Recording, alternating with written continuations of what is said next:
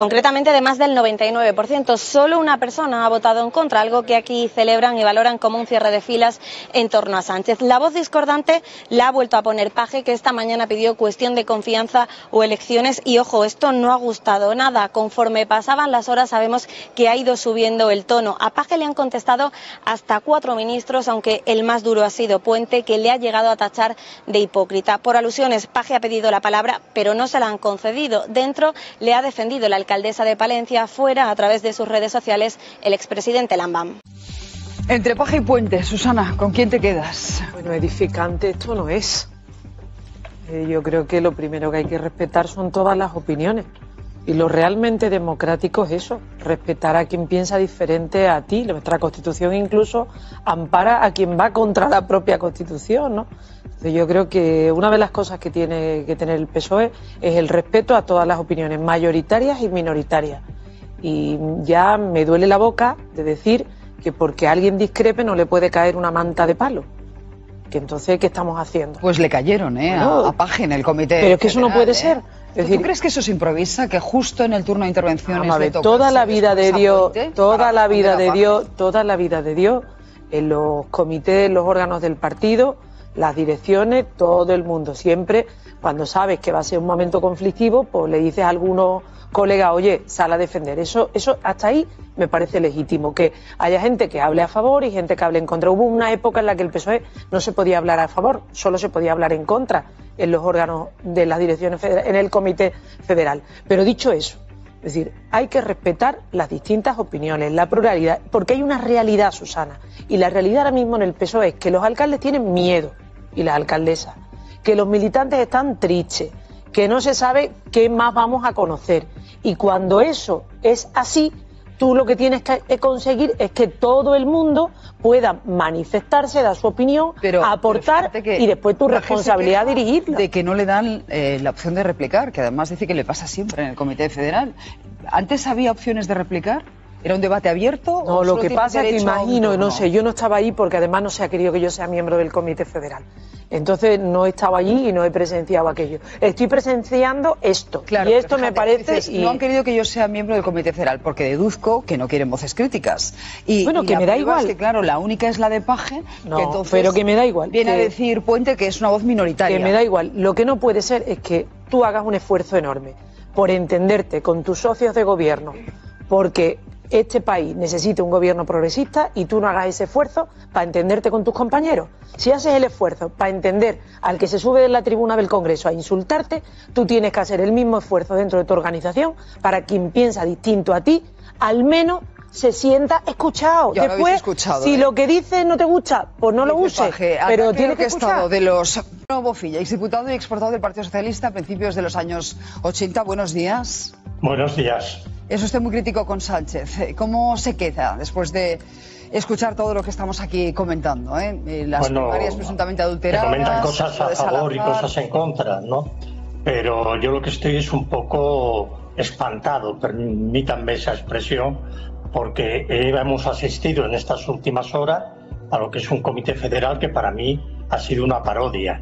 Si lo comparo, desde luego, con los tiempos en que yo formé parte de ese órgano del partido como miembro que era de la Comisión Ejecutiva Federal. ¿Cómo era en su época? En mi época, como ha dicho Susana Díaz, no se permitía hablar a favor de la gestión de la Comisión Ejecutiva, eran solamente críticas a la gestión de la Comisión Ejecutiva. Y la sensación que saco de lo que ha ocurrido el sábado en ese Comité Federal es una reunión de adhesiones inquebrantables al líder. Y eso es lo más opuesto de lo que dicen los estatutos, porque los estatutos dicen que el Comité Federal, su misión es examinar la gestión de la Comisión Ejecutiva Federal. Pero no solamente dice eso, dice algo más, hacer un seguimiento de la labor del Gobierno de la Nación. Y están ocurriendo cosas gravísimas y allí no se ha hecho ningún seguimiento, que yo tenga idea, claro, que haya trascendido, sobre la gestión gubernamental.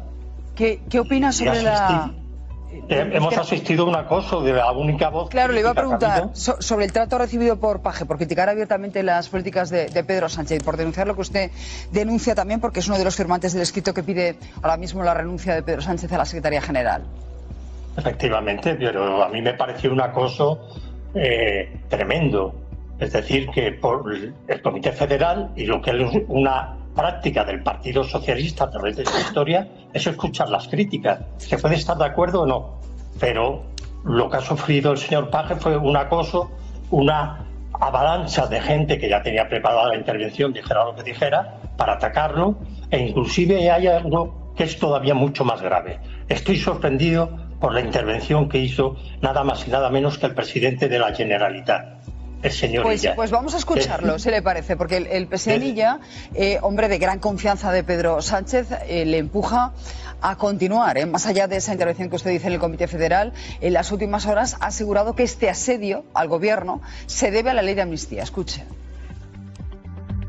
El presidente Sánchez está dolido, pero con mucha determinación y con las ideas muy claras de lo que está ocurriendo en nuestro país, que es un asedio al gobierno en un momento clave de la legislatura que coincide con la validación de la constitucionalidad de la ley de amnistía. Bueno, viene a decir que todo es un ataque, un montaje, incluso por la ley de amnistía. ¿Qué responde usted? Pero me parece más grave lo que dijo allí, que atacar al secretario general, es decir, que criticar al secretario general era criticar a todo el PSOE. Y dijo algo todavía más preocupante, que al fin y al cabo lo que había ocurrido era que habían existido 3 corruptos y una vez que habían sido expulsados el tema estaba ya solucionado. Al menos lo que recoge la prensa es eso. Y yo le recomendaría al señor Illa que revisara las hemerotecas de la prensa portuguesa y viera lo que ha ocurrido allí no hace muchos años. Es decir, la dignidad de un cargo exige la limpieza de todos aquellos que te rodean. Lo dice por si Antón esa limpieza Costa. no existe, hay que ser consecuentes con esa, como hizo el presidente Antonio Costa. Sí, lo dice por Antonio Costa, que como primer ministro decidió convocar elecciones y previamente dimitir, y luego las perdió el Partido Socialista. Usted trabajó mano a mano con Felipe González cuando era el portavoz del partido. ¿Votará al Partido Socialista en las próximas elecciones o votará en blanco, como ha dicho que hará él?